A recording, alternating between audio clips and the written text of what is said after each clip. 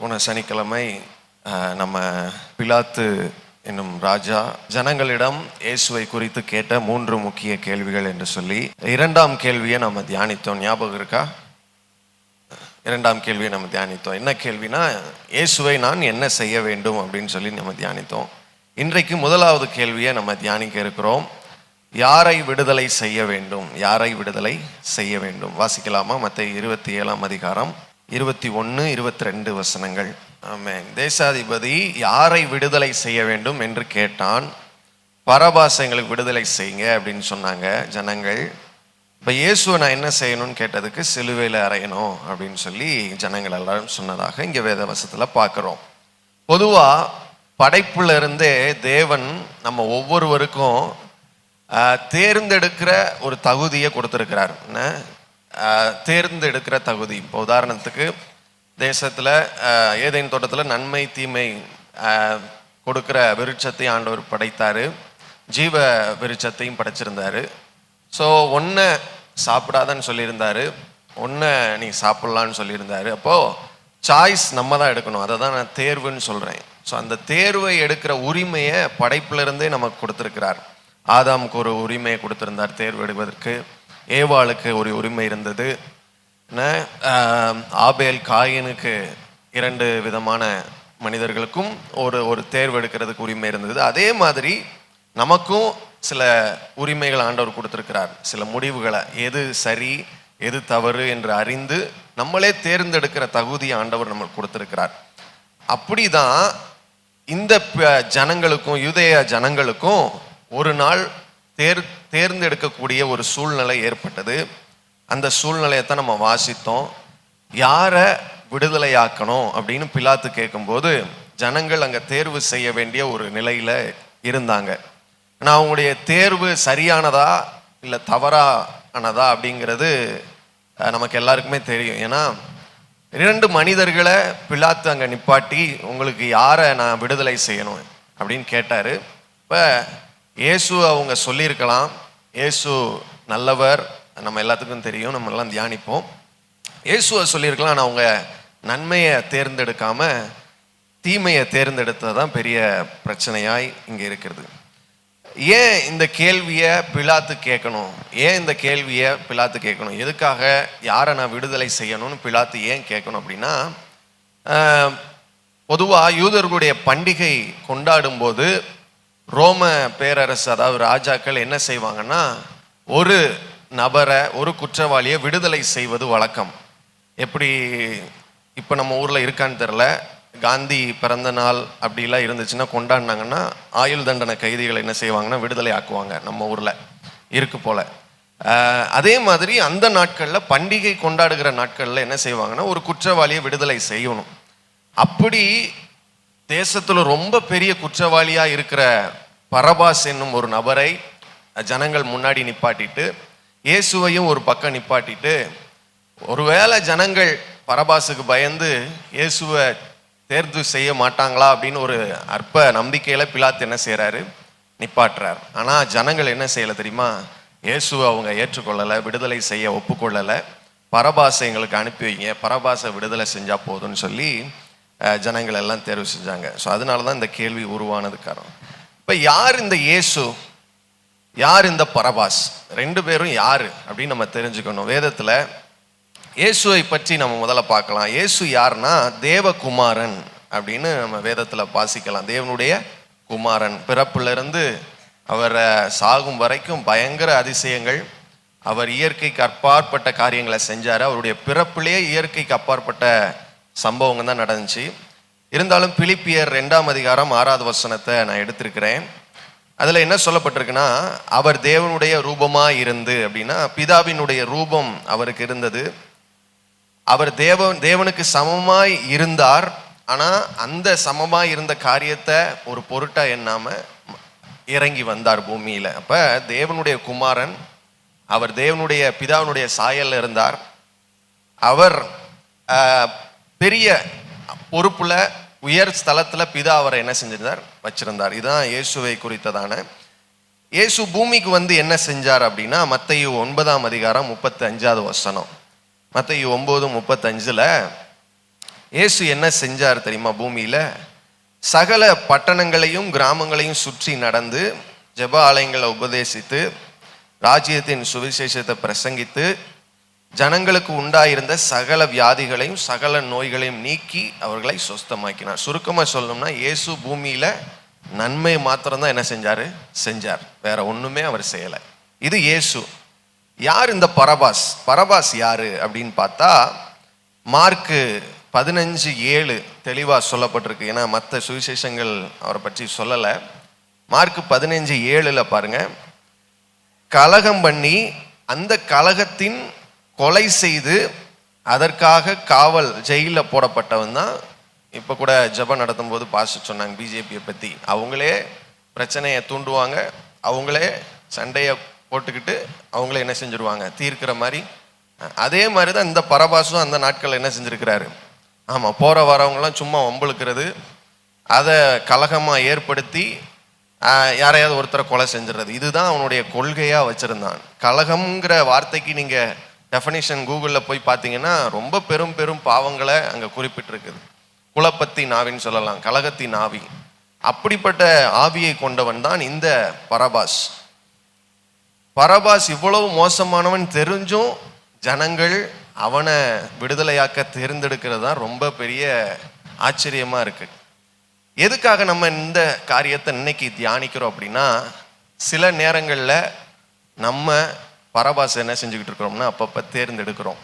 இயேசுவை தேர்ந்தெடுக்க வேண்டிய இடத்துல, இயேசுவை வெளியே விடுதலையாக்க வேண்டிய, அதாவது வெளியரங்கமாக காட்ட வேண்டிய இடத்துல பரபாசை நம்ம என்ன செஞ்சுக்கிட்டு இருக்கோம். சில நேரங்களில் நம்ம காட்டுறோம். நம்ம சிலுவை தியான நாட்களில் தானே இருக்கிறோம். ஸோ நம்ம சிலுவையை தியானிக்கும் போது சிலுவையினால் ஏற்படுகிற மாற்றங்கள் நமக்கு பெரும் உதவியாக இருக்கும். சிலுவையை தியானிக்க சிலுவையின் குணாதிசயங்களை தியானிக்க, சிலுவையில் ஏற்பட்ட நன்மைகளை தியானிக்க நம்முடைய வாழ்க்கையில் சில மாற்றங்கள் ஏற்படும்.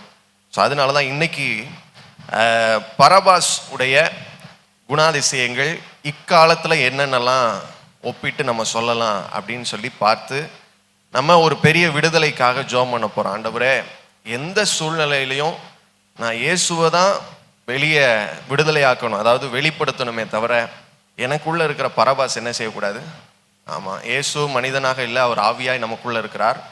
பரபாசும் மனுஷனா இல்லை, அவனுடைய ஆவி என்ன இது நமக்குள்ளே இருக்கும். மாம்சம் தானே, நம்ம மாம்சத்தில் தானே இருக்கிறோம், அவனுடைய ஆவி நமக்குள்ளே இருக்கிறோம். அந்த ஆவிகளை கண்டறிந்து ஆண்டவர்கிட்ட ஒப்பு கொடுத்து சிலுவையில் அதை அரைஞ்சு நம்ம என்ன செய்யணும், விடுதலை ஆக்கப்படணும். அதுக்காக தான் நம்ம இதை தியானிக்கிறோம். இயேசு நல்ல குணங்களுக்கு ஒப்பாக இருக்கிறார், பரபாஸ் தீய குணத்துக்கு ஒப்பாக இருக்கிறார். நம்ம ஒவ்வொருவரும் இந்த ரெண்டு பேருக்கும் நடுவில் நம்ம ஒரு முடிவை இன்னைக்கு எடுக்கணும். அதுக்காக தான் நம்ம இந்த இதை தியானிக்கிறோம். சரி, இன்றைக்கு பரபாசாக எதை நம்ம பார்க்கலாம், எதை நம்ம கூறலாம் அப்படின்னா, முதல்ல நான் சொல்ற 3 காரியங்கள் நம்ம தியானிக்கலாம். முதல்ல ஒரு காரியம் என்னன்னா நம்முடைய சுயம். ஸோ நம்முடைய சுயம் இந்த நாட்களில் நமக்கு ஒரு பரபாசாக இருக்கிறது. ஸோ சுயம் நமக்குள்ள இருந்ததுன்னா நம்ம இயேசுவை வெளிப்படுத்தலை, விடுதலை ஆக்கலை, இயேசுவை மற்ற ஜனங்களுக்கு நம்ம காண்பிக்கலை, பரபாசை தான் என்ன செய்கிறோம், காண்பிக்கிறோம். எப்படி அந்த ஜனங்கள், யூதேய ஜனங்கள் அறிவில்லாமல் பரபாசை தேர்ந்தெடுத்தாங்களோ, இயேசுவை சிலுவையில் அறைஞ்சாங்களோ, நம்மளும் சுயத்தை வெளிப்படுத்துறதுனால நம்மக்கிட்ட இருக்கிற, நமக்குள்ளே இருக்கிற பரிசுத்த ஆவியானவரை, இயேசுவை நம்ம டெய்லி என்ன செய்கிறோம், சிலுவையில் அறைகிறோம். சரி, இந்த சுயம் இருக்குது அப்படிங்கிறது எப்படி நம்ம தெரிஞ்சுக்கலாம் அப்படின்னா, அதோடைய குணாதிசயங்களை நான் படித்தபோது இப்படியாக சொல்லப்பட்டிருக்கும். 3 குணாதிசயங்கள் ஒருத்தருக்குள்ள சுயம் இருக்குது அப்படிங்கிறத தெரிஞ்சுக்கிறதுக்கு. எப்படின்னா, சொந்த வழியை விரும்புவாங்க. அதாவது நான் போகிறதான் கரெக்டு, என் பின்னாடி வரணும்னா வாங்க, இல்லாட்டி போங்க. சொந்த வழி, யார் இதையும் நம்ப மாட்டாங்க, நான் செய்கிறதான் அப்படின்னு இருப்பாங்க. 2வது, யாருடைய அதிகாரத்தின் கீழேயும் இருக்க விரும்ப மாட்டாங்க. ஸோ ஆண்டவர் படைப்புலையே நமக்கு எல்லாத்துக்கும் ஒவ்வொரு அதிகாரத்தை கொடுத்து தான் என்ன செஞ்சுருக்கிறாரு, படைச்சிருக்கிறாரு. ஸோ நமக்கு மேலே ஒரு அதிகாரம் இருக்கும். எப்படி பிள்ளைகள்னா பெற்றோர்கள், பெற்றோருக்கு மேலே அவங்க, எப்படி வகுப்பில் ஆசிரியர்கள், லீடர்ஸ் இருப்பாங்க, ஆசிரியர்கள், பிரின்சிபல் இருக்கிறாரு, வேலை ஸ்தலத்தில் சூப்பர்வைசர் இருப்பார், மேனேஜர் இருப்பார், அதுக்கு மேலே முதலாளி. இப்படி அதிகாரம். இவங்க என்ன செய்ய மாட்டாங்கன்னா யாருடைய அதிகாரத்துலையும் இருக்க விரும்ப மாட்டாங்க, அது அவங்களுக்கு கஷ்டமாக இருக்கும். ஸோ இப்படி இருந்துச்சுன்னா அவங்களுக்குள்ள சுயம் இருக்குன்னு அர்த்தம். மூன்றாவது கடைசியாக ஒரு காரியம் என்னன்னா, பிரபலமாக இருக்க விரும்புவாங்க. ரொம்ப ட்ரெண்டிங்கில் இருக்கணும் எப்பயுமே, என்ன அப்படி இருக்கணும்னு நினைப்பாங்க. ஸோ இப்படி இருந்துச்சுன்னா சுயம் இருக்குன்னு அர்த்தம். இந்த சுயம் எதுக்கு கொண்டு போய் விட்டுறோம்னா, தனக்குள்ள ஈகோவை கிரியேட் பண்ணி விட்டுரும், பொறாமையை ஏற்படுத்தி விட்டுரும். ஸோ அதனால இந்த சுயம் ரொம்ப ரொம்ப மோசமானது. கவனிங்க, இயேசுவிட்ட அவ்வளோ பெரிய மனிதர், அவ்வளோ நன்மை செஞ்சாரு, ஒரு துளி கூட அவர்கிட்ட சுயம் என்ன செய்யலை, இல்லவே இல்லை. கடைசி வரைக்கும் பிதாவுக்கு கீழ்ப்படிஞ்சுதான் இருந்தாரு. ஏன்னா அவர் தான் வழி, அவருக்குன்னு தனி வழி கிடையாது. பிதா என்ன சொன்னாரோ அதை மாத்திரம்தான் என்ன செஞ்சாரு, பூமியில செஞ்சார். அவரே சொல்றாரு. நான் அவர் எப்பயுமே பிரபலமா இருக்க விரும்பவே இல்லை. நீங்க நிறைய சம்பவத்துல வாசி பார்த்தீங்கன்னா, இந்த இடத்துல இயேசு எப்படியாவது பெரிய ஆளா காட்டிடலான்னு நீங்க பார்த்தீங்கன்னா, அந்த இடத்துல அவர் மறைஞ்சிருவார். ஏன்னா அவர் காணப்படாமல் போய்விட்டார் அப்படின்லாம் வாசிப்போம். ஸோ அவர் என்றைக்குமே அவர் தன்னை பிரபலமாக்கிக்கணும்னு நினைக்கல. ஸோ நம்மளும் இயேசுவை போல பாருங்க, சிலுவை சுமக்கிறதுலாம் லேசான காரியமாங்க, ரொம்ப கடினம். அதையும் தன்னை தாழ்த்தி தான் அவர் என்ன செஞ்சாரு. ஸோ எந்த காரியத்தையும் சுயத்தை அவர் காட்டவே இல்லை, வெளிப்படுத்தவே இல்லை. ஸோ நாமும் இந்த காலை வேளையில் நம்ம அர்ப்பணிக்கலாம். என்ன, நமக்குள்ள சுயம் இருக்கக்கூடாது. ஒரு பாடல் இருக்குல்ல, சுயம் என்னில் சாம்பலாய் மாற, அந்த பாட்டை பாடுவோமா? ஒரு சின்ன வரி, ஒரு ஜெபமா பாடுங்க ஆண்டவர்கிட்ட, ஆண்டவரே எனக்குள்ள சுயம் இருக்கக்கூடாது அப்படின்னு சொல்லி. சுயம் என்னில் சாம்பலாய் மாற, சுத்தாவியே அனல் மூட்டும், ஜெயம் பெற்று மாமீசம் சாக, தேவா அருள் செய்குவி. சுயமென்னில் சாம்பலாய் மாற, சுத்தாவியே மூட்டும், ஜெயம் பெற்று மாமீசம் சாக, தேவா அருள் செய்யுமே. இந்த பாட்டை நம்ம பாடிக்கிட்டே இருக்கணும், நினைச்சுக்கிட்டே இருக்கணும். அப்படின்னா தான் நமக்குள்ள இருக்க சுயம் வெளியே போகும். ரெண்டாவது காரியங்கள் 2-3 வேகமா நம்ம பார்க்கலாம். ரெண்டாவது காரியம் என்னன்னா, உலக இன்பங்கள், உலகம் தருகிற இன்பங்கள் நமக்குள்ள இருந்துச்சுன்னா அது ஒரு பரபாசினுடைய ஆவி.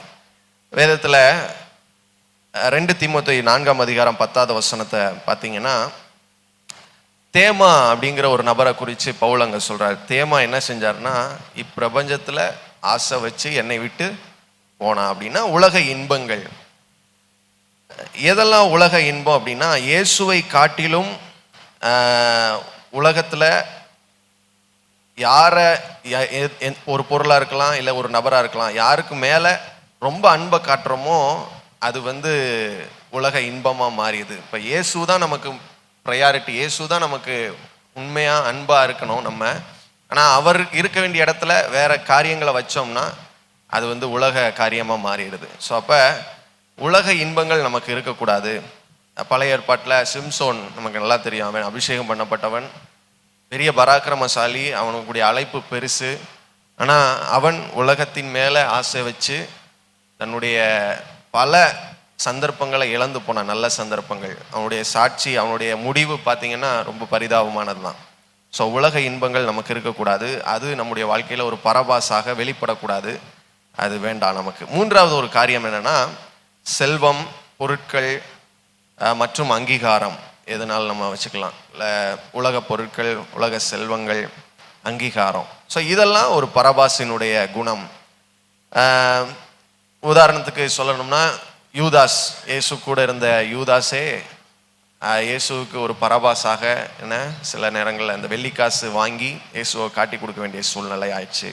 அப்புறம் 2 ராஜாக்கள் 5ஆம் அதிகாரத்தில் 20வது வசனத்திலிருந்து 27வது வசனம் வரைக்கும் வாசித்து பார்த்தீங்கன்னா, கேயாசி அப்படின்னு சொல்லி எலிசாவுடைய அசிஸ்டன்ட் இருக்கிறாரு. அவர்கிட்ட இந்த பொருளாசை குணம் இருந்தது. முடிவு என்ன தெரியுமா, நாகம்மானுடைய குஷ்டரோகம் எல்லாமே இவனுக்கு வந்துருச்சு.